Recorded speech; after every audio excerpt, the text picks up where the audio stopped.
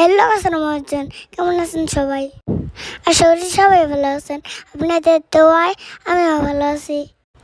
অনেক কষ্ট করে বাবাকে কাচ্চি খেতে রাজি করেছি। চলে আসলাম কাচ্চি ডাইনে। বাবা কি ভিড়, একটা টেবিলও খালি নাই। খাবার আস্তে আস্তে 1 ঘন্টা লেগে গেল। এদিকে নাইম ভাইয়ার জিভলায় জল এসে বসছে। নাইম ভাইয়া খাবারের জন্য নাকি অপেক্ষা করতে পারে না। বলতে বলতে চলে আসলো আমাদের অর্ডার করা কাচ্চি। কাচ্চি খেতে আমার অনেক মজা লাগে।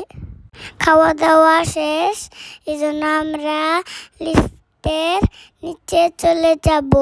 সবাই ভালো থাকবেন।